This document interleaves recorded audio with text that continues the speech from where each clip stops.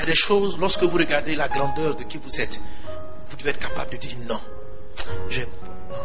Pour 10 minutes, j'ai gâché ma vie. Pour 5 minutes, tu veux me mettre en retard? Dieu dit de fuir. Mes amis, il faut fuir. Si l'étranger vient te tenter, fuis. Si elle persiste, tu peux même la gifler.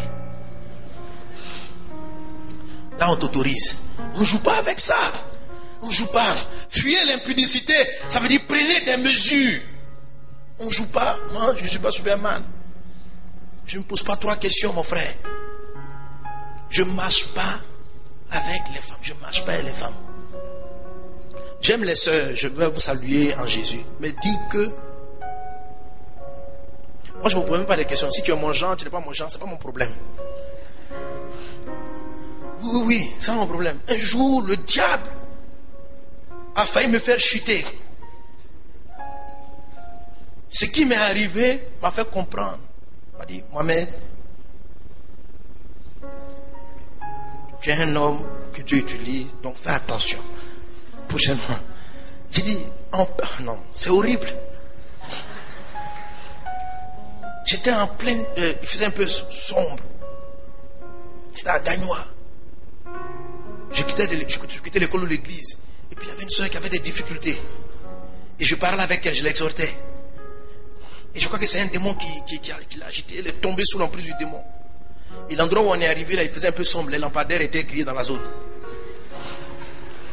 Et c'était un peu à l'écart. Il n'y avait pas du monde qui passait par là.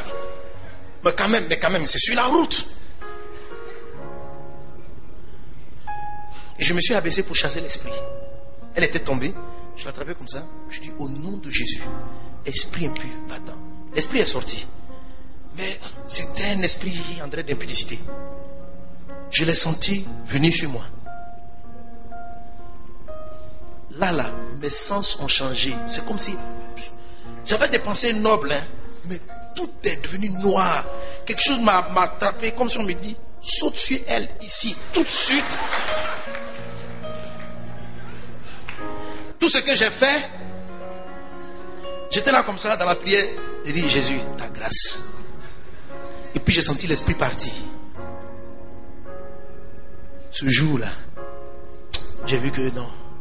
Et si j'étais dans une chambre, sur la route,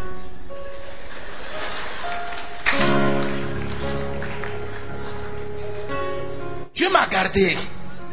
Mais j'ai vu que il y a des attaques de démons, mon frère.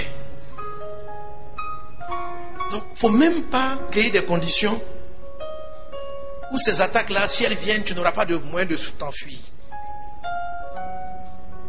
J'ai des disciplines. Et je vous dis, il faut que vous en ayez. Vous vous connaissez. Prenez des garde-fous. Tu es seul dans ta maison, jamais tu ne reçois le sexe opposé dans la même maison. Elle dit, non, je vais te voir, frère, pour que nous prions.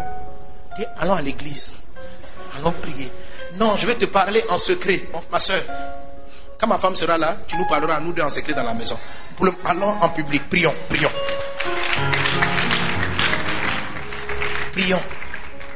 Donc vous êtes là, il y a des frères autour de vous et vous priez. Vous priez, exhortez-vous.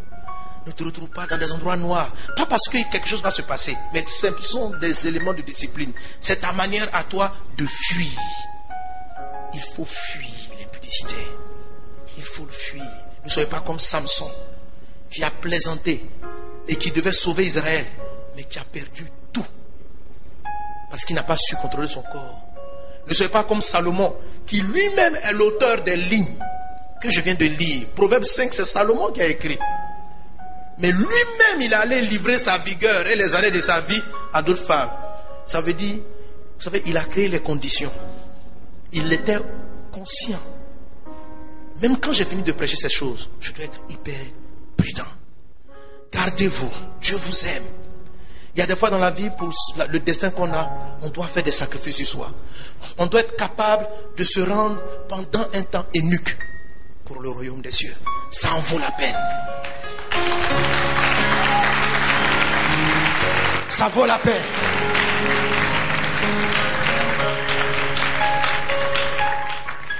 fuis l'impudicité.